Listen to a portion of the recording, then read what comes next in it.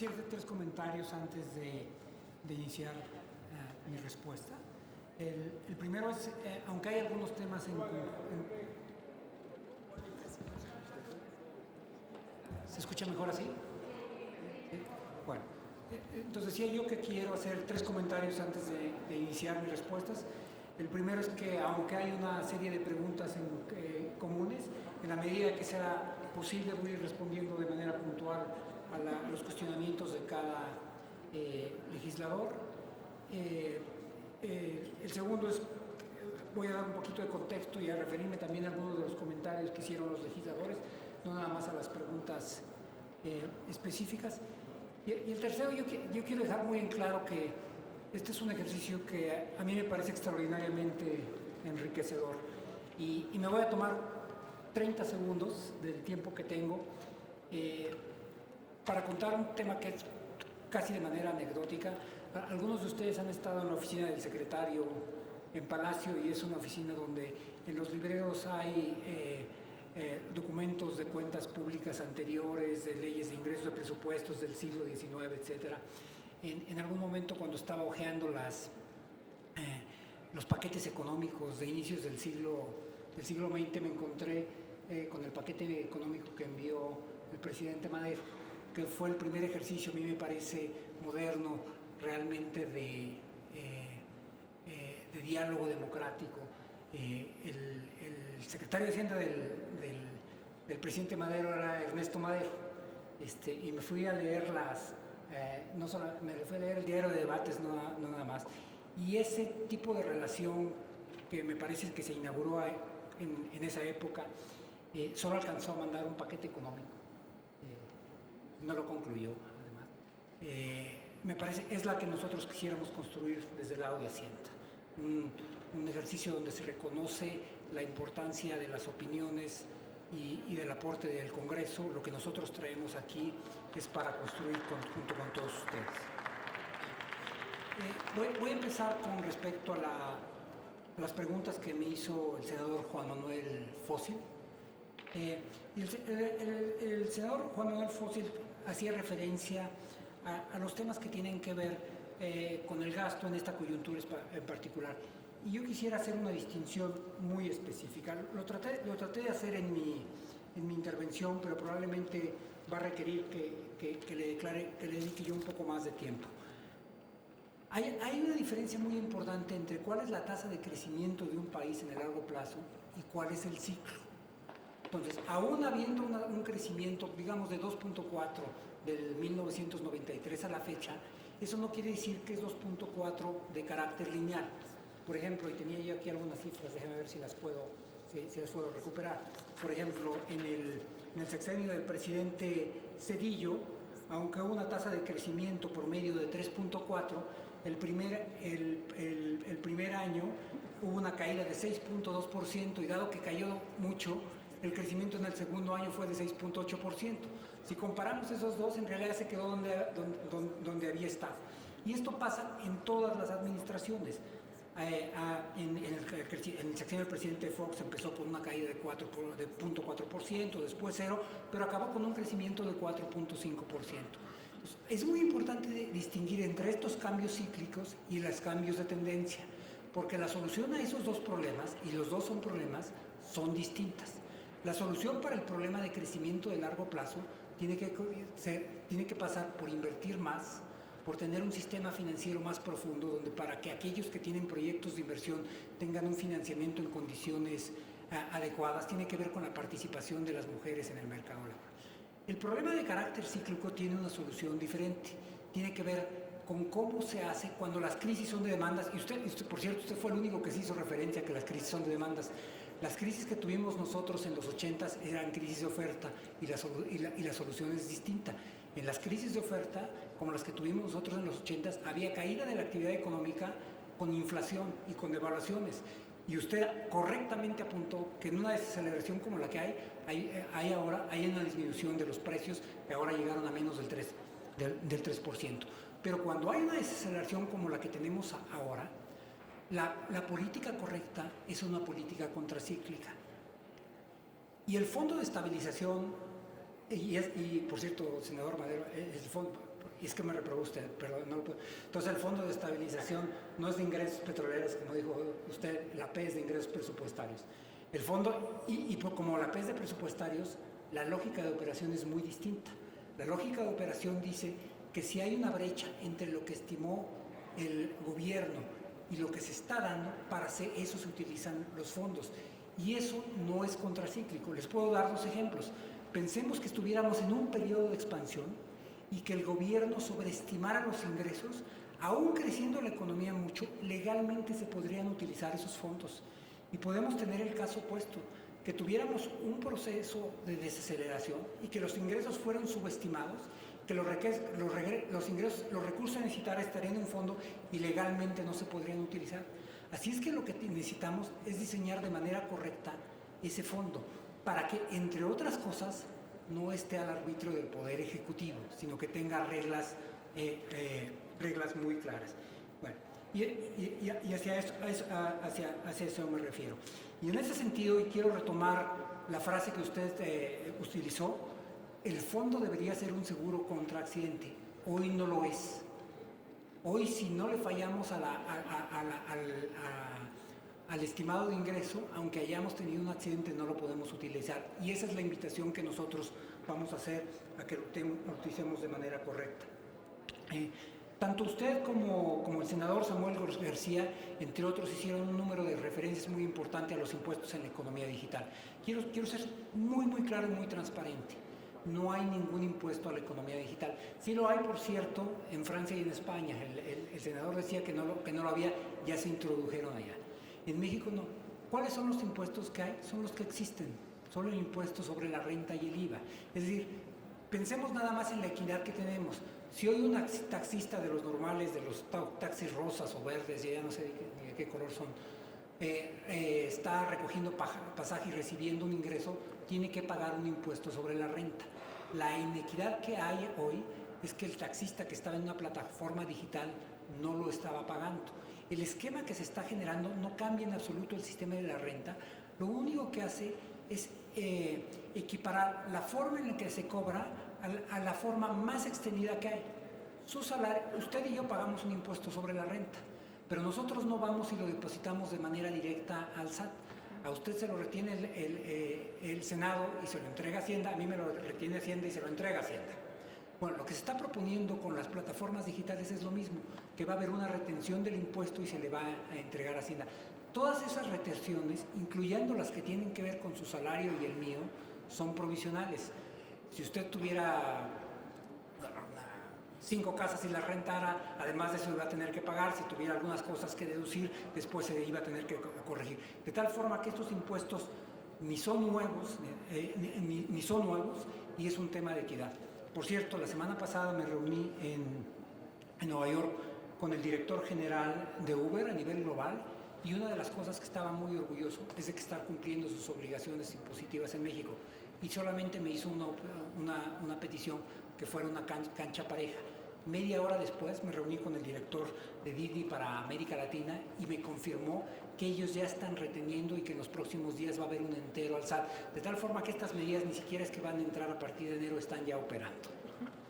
Paso a las preguntas que hicieron la senadora Cecil de León y Lili Telles con relación a los factores de actualización de la economía y que contribuyen. Primero voy a dedicarle algunos minutos a la pregunta que hizo la senadora Cecil de León.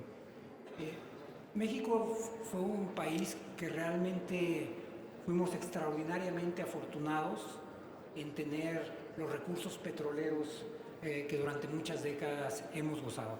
En algún momento, hace no mucho, hace alrededor de 8 años, teníamos ingresos de origen petrolero alrededor del 8% del PIB. Esto es el equivalente a 1 trillón de pesos. Esto es más que el total esto es 2 trillones de pesos. Es más que el total de todas las transferencias que se le hacen a los estados y municipios en el país. Del 2004 para acá, o de los últimos años para acá, perdimos la mitad de ello. Perdimos el equivalente a 1 trillón de pesos. Eso es más que el total de las participaciones federales que se. Y si bien esto fue algo muy positivo, también, y tenemos que ser muy claros, ocultó algunos de los problemas del país. En particular, cuando teníamos a Cantarell, era tan fácil que saliera el petróleo que pasaban dos cosas. No teníamos que tener un Pemex bien administrado para sacar petróleo, ni teníamos que recaudar bien porque recibíamos literalmente petróleo del mar. Esos problemas, en la medida en que Cantarell se ha venido secando, hicieron patentes esos problemas. Y uno de los problemas que hay es que se rompió el vínculo entre el pago de los impuestos de los ciudadanos y las empresas y los servicios que nosotros recibimos. Y entonces, efectivamente, no solamente no estamos acostumbrados a pagar impuestos, sino que temas como de defraudación fiscal, etcétera, no necesariamente están mal vistos. Yo lo he repetido en un par de ocasiones, y así es que si ya lo oyeron, espero que no se aburran, pero a mí se me quedó se me quedó muy clavado en la cabeza una observación que oí de Jaime Serrapuche, que todo el mundo sabe que fue secretario de Comunicación de Comercio y Fomento Industrial, pero antes de eso fue subsecretario de Ingresos. Y cuando él era subsecretario de Ingresos, estamos hablando de los 80s, él dice que había una pregunta que siempre hacía y que a todo el mundo le preguntaba que cuál era la frase más repetida de manera cotidiana a México, y estamos hablando de finales de los 80. Y él sostenía que la frase más repetida era con factura o sin factura. Hoy esa frase ha cambiado un poquito. Ahora nos preguntan si necesitamos factura. Pero yo conozco muy pocos países en que de manera tan abierta se hable de la posibilidad de evadir el fisco. Y esa es una de las razones por las que estamos poniendo medidas, ¿no? Hay muchos lugares en donde se evade, hay pocos lugares en donde se le plantea evadir a alguien con el que no conoces. O sea, en muchos lugares se trata de hacerlo escondidas, aquí se hace abiertamente. Hay una serie de preguntas que hizo que a mí me parecen muy buenas, y quiero decir que yo comparto. Me están diciendo que no subo. ¿Pueden subir el volumen de los micrófonos? No hablo muy fuerte, si quieren me lo acerco, pero no hablo muy fuerte. Nos hace... Eso sí no lo hago. Utilizo voz. ¿Así sigue mejor? Muy bien. Gracias. Okay, voy a tener que mantenerlo aquí. La senadora Lili Téllez manifestó de manera muy enfática una serie de preocupaciones que nosotros, por cierto, hemos recibido del sector privado, sobre todo de organismos gremiales, etc. Y yo creo que nosotros hemos cometido un error. Pero es un error distinto del que usted señala. Y estamos dispuestos a hablar. Creo que el primer error que hemos cometido es no hemos sabido explicar bien en qué consiste esta reforma. Porque algunas de las preguntas que usted nos señalaba me las hicieron ayer, por cierto, un grupo de empresarios. Déjeme empezar primero por los montos. Esto no es aplicable para todos y no es aplicable al primer error. De hecho, hay un monto mínimo para que esto sea aplicable, y es un monto de 10 millones de pesos de impuestos no reportados. 10 millones de impuestos a la tasa más alta quiere decir que tendría que haber 30 millones de ingresos brutos. Así es que la mayor parte de la población, incluyendo creo que todos los que estamos aquí, no estamos en esa condición. Es para un porcentaje muy bajo. Segundo, no se aplica de manera automática ni está la discrecionalidad únicamente de Hacienda. Hay, si mal no recuerdo, y los voy a leer todos ellos porque creo que es importante que lo aclaremos y vamos a seguir insistiendo, un sistema de pesos, contrapesos y diversos candados para asegurarnos que esto no pase. El primero de ellos es, no basta con que alguien se haya equivocado para que esto se convierta en un delito. Primero, antes que nada, el SAT tiene que realizar una auditoría y establecer la posible existencia del delito. En ese momento tampoco pasa nada. Con ese primer filtro va la Procuraduría Fiscal de la Federación, que tiene que estudiar los hallazgos del SAT, investigar, recabar pruebas adicionales y determinar si se considera un delito fiscal calificado o no. Y en ese momento tampoco es que va a la cárcel. En el caso de que no existan elementos, se desecha. En el caso de que existan elementos, se envía a la Fiscalía General de la República, que tiene que formular una querella y determinar si esto efectivamente cumple con todos los supuestos de un delito. Y aún cuando la Fiscalía lo determinara, tampoco es suficiente. Entonces va a un juez que tiene que determinar si los hechos constituyen o no una conducta delictiva, de tal forma que están involucradas el SAT, la Procuraduría Fiscal de la Federación y dos órganos autónomos distintos. Es decir, no es un tema en automático como erróneamente se ha pensado, pero yo creo que parte de ese error es porque nosotros no lo hemos explicado y por eso agradezco esta oportunidad para explicarlo. Además de hacerlo, les ofrecí a los distintos organismos gremiales que se reúnan con mi equipo para tratar de explicarles esto y de convencerlos. Y si hubiera alguna cosa en la que nos hubiéramos equivocado, nosotros estamos dispuestos a corregirlo. Lo que nosotros queremos hacer con esto es que esto funcione, no se trata de eso. Pero déjenme explicarle también por qué creemos que es muy importante. Hay una gran diferencia entre que una persona vaya a comprar una silla o un comedor de 20,000 pesos y no le entreguen una factura y el IVA que se defraudó fue de 3,000 pesos y ya no pasa nada, esa gente se lo gasta cuando vaya a comer, a comprar una mercancía, que cuando se están defraudando cientos o miles de millones de pesos. En el primer caso es muy fácil reintroducirlos a la economía. En el segundo caso, para poder introducir los recursos a la economía requieren lavado de dinero. Y lo que nosotros hemos estado identificando es que las grandes defraudaciones están aterrizando primero en un tema de lavado de dinero y después en un tema de delincuencia organizada. Así es que los elementos tradicionales con los que la política fiscal actúa no funcionan en estos casos. Voy ahora a responder a las preguntas que hizo la senadora Nancy de la Sierra. Y la primera tenía que ver con los ingresos tributarios y coordinación con los estados y municipios. Y agradezco la forma en que hizo la pregunta, porque hubo dos preguntas adicionales que tenían que ver con las participaciones federales, etcétera. Nosotros no decidimos las participaciones federales. Las participaciones federales vienen por ley y están en una fórmula. De tal forma que nosotros no hacemos recortes, tampoco hacemos ampliaciones. Lo que sí tenemos que buscar es cómo vamos trabajando con las entidades para asegurarnos que podemos ayudarles a que cobren más. Y le doy un ejemplo, lo voy a decir abiertamente, que se ha venido discutiendo con una entidad, con la Ciudad de México en las últimas semanas.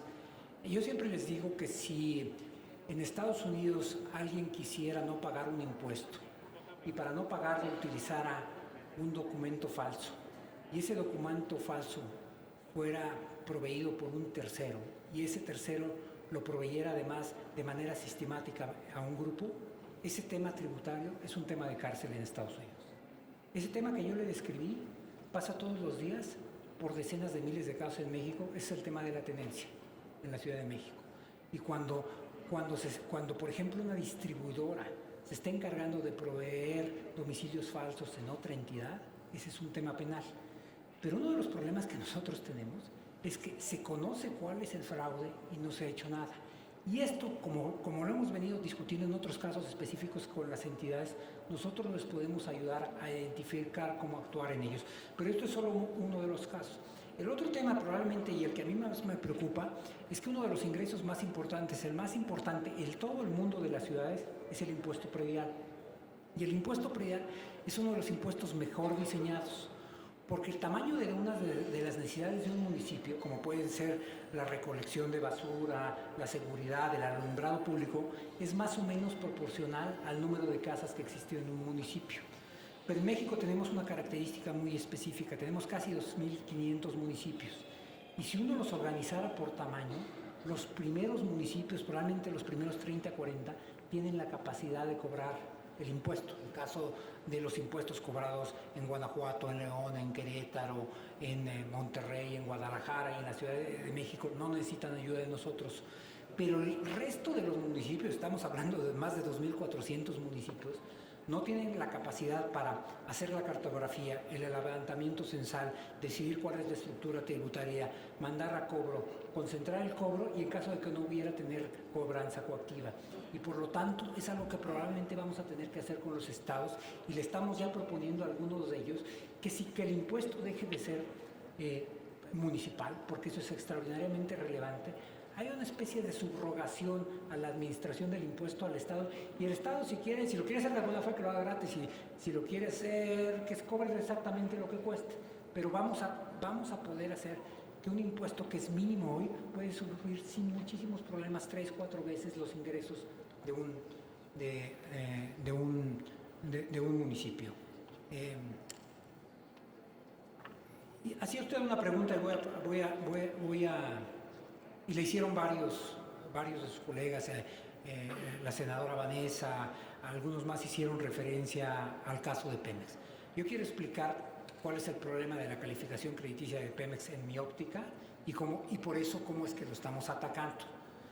Si tomamos el 2004, Pemex producía 3.4 millones de barriles, en el 2012 producía 2.4 millones de barriles, en enero del 2018 producía 1.9 millones de barriles y el último día de diciembre del 2018 producía menos de 1.7 millones de barriles. Así es que había estado cayendo más o menos 100,000 millones de barriles por día, excepto el último año cayó casi 300,000 barriles por día.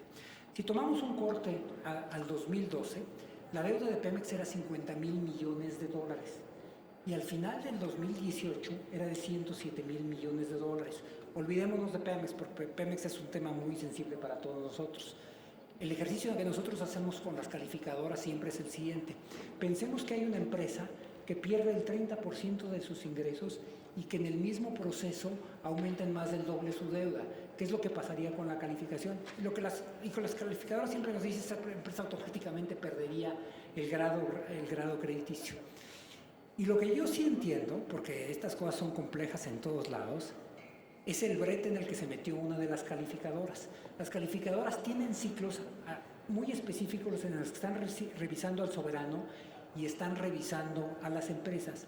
A una de ellas en puntual le tocó revisar a Pemex más o menos entre abril y mayo del año pasado.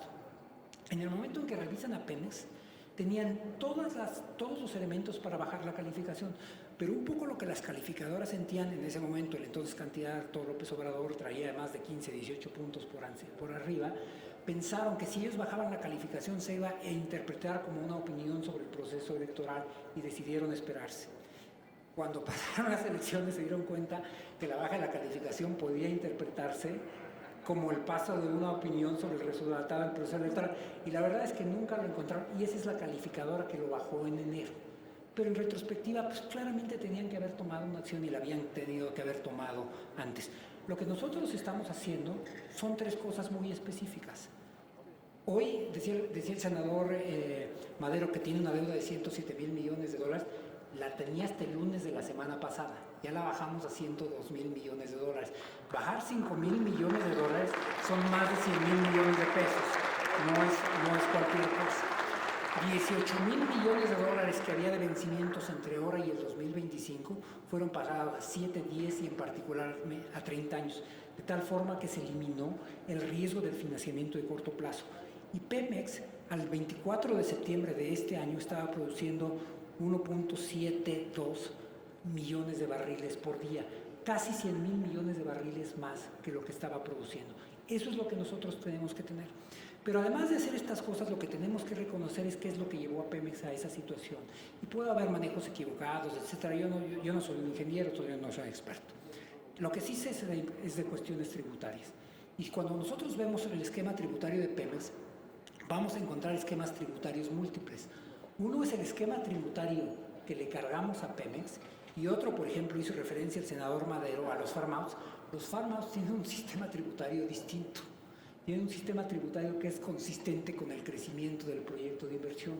Entonces nosotros teníamos 2 y el que le aplicábamos a Pemex pues no es consistente con un crecimiento adecuado y con una reinversión de la empresa. Y eso es justo lo que estamos cambiando.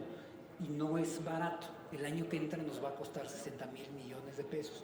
Pero no podemos pretender que Pemex recupere una ruta distinta a la que ha tenido en 14 años con actos de buena fe. Requiere ponerle pesos para que Pemex después produzca más pesos.